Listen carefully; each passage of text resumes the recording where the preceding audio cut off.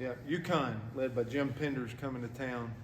Jim's a good friend. We're on that All-American committee together, so I've been able to build a friendship with Jim and respect his program so much. Our athletic director, David Benedict, that had spent some time at Auburn.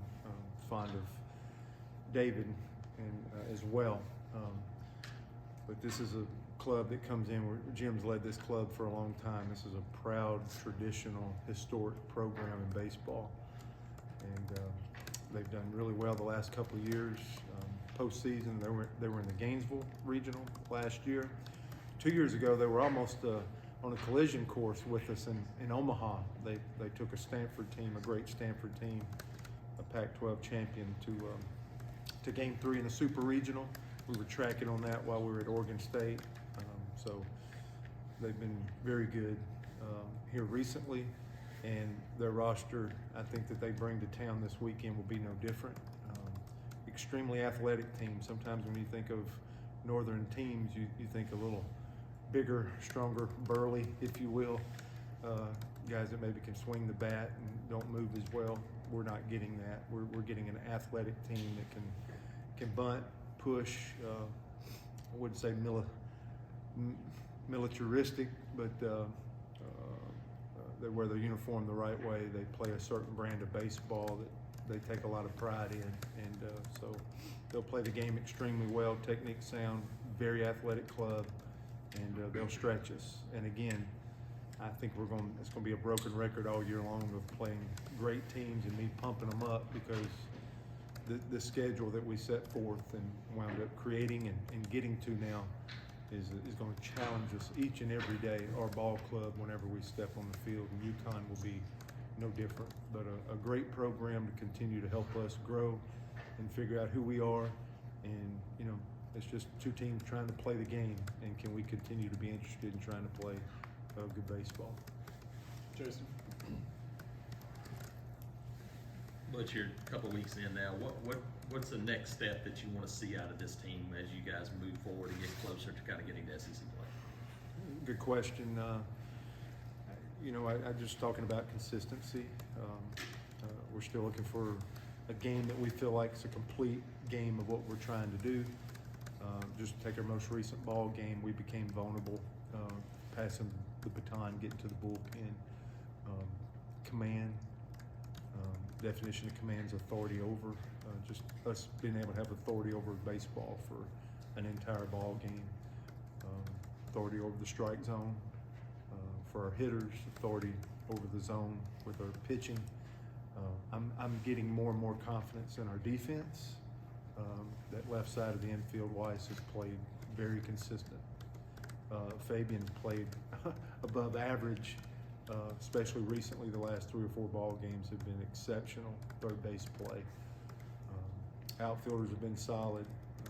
I think Ike Irish, short, only 8 games, but I feel like the returns on that's been very, very positive. I feel like Ike Irish has gotten better defensively since we've come back in January.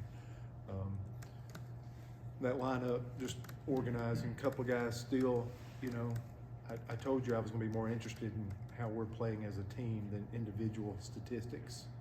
But we got a couple of guys that are still can come on and find a rhythm that they're still hunting for, and guys that I believe in. And while that's happening, I still feel like they're doing a decent job of being connected as a group. And I want that to continue. But I think we can get a couple more guys going and do some more things within the lineup with a few better at bats. But all in all, I think the guys have been very connected. I think they've absolutely tried to compete at a high level, and I just want that to continue. But we can't be this same team a month from now, regardless of outcomes or etc. We just need to be a better team in a month from now. That's kind of my charge, to keep pouring into these guys on, like, what does that look like, and how do we get there, and what do we need to be doing on a daily basis to make sure we're still becoming a better club. Right. Which will you go with the same rotation this weekend, and what does Chase Alsop sort of need to do maybe to take it to another step forward? Yeah, Chase is huge. We will do the same rotation, to answer the question. We love the depth of our pitching staff.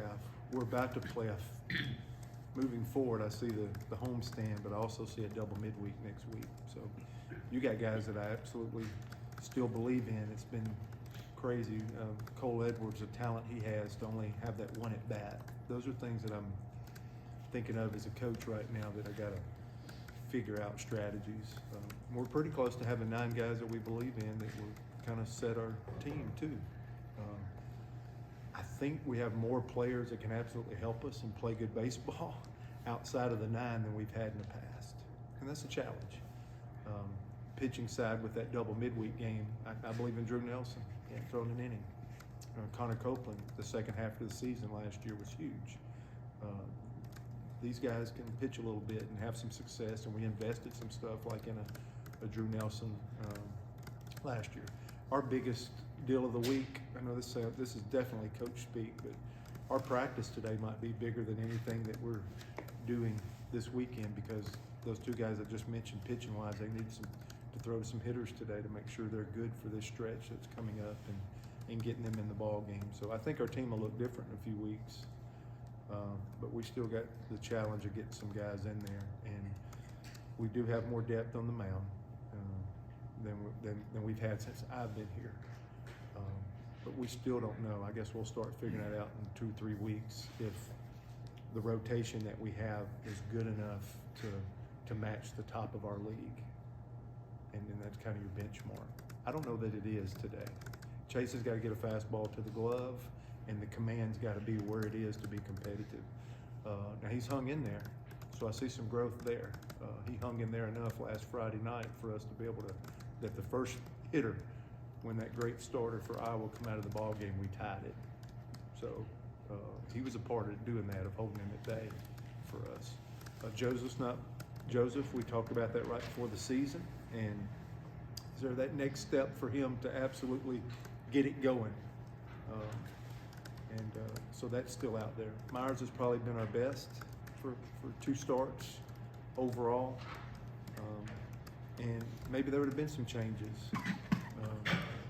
But I didn't love how we went into last weekend out of the bullpen, especially the last 2 days, Saturday, Sunday. I thought the bullpen was tremendous. On Friday, Iowa to hold us there, didn't walk a batter, running through 3 or 4 guys. And really Sunday, we didn't walk a batter once we went to the bullpen after Myers, but we gave up some hits, which turned into some late runs. So I don't know how you can change yet. When I woke up Monday, like, should we change something? Should we look at something different? We decided to stay pat, because if we move that, do we really get the outcome that we want? So hopefully everybody continues to grow, and we believe in those bullpen pieces. We want this to be our rotation. But the players will make the lineup out here over these next couple of weeks as we start marching toward SEC play. Rich. Butch, I think you guys are top 10 nationally in walks generated. Just, do you chalk that up to kind of just more early season circumstance, or is that more like a concerted effort for you guys this year?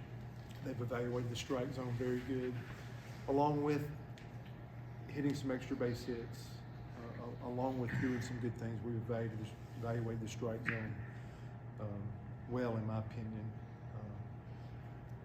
That'll change. And can we still play offense? Those walks will come down. I think you're seeing across the board in the country, you're seeing a little bit of that, is that early season stuff. But I know once we march into the best amateur baseball in the world in SEC play, that those numbers will come down, and can we still generate offense? That'll be the question. But I think some of that, why we're in that category, is because they've evaluated the strike zone very well to show some patience. But then also, when it's time to hit, or when a ball's in their zone, we've gotten some good swings off. So I'm pleased. I just know the walks will come down as we start marching toward SEC play, and as teams just play more baseball. Once we get into 20 games into it, there'll be less walks, because coaches won't keep putting them in there to keep walking guys, and guys they'll get 3 or 4 starts underneath their belt, and they'll do a better job of throwing strikes. So for a couple of those reasons, that's going to go down, and can we still generate offense and score runs when that happens?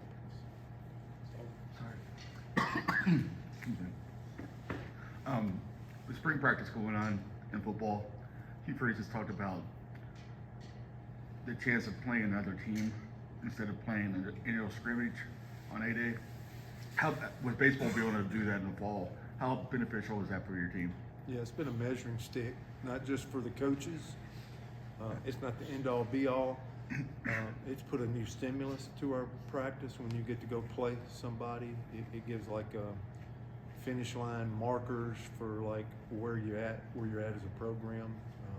Again, with the way we do it, it's so far from a real game, but nonetheless, having to go compete against somebody else.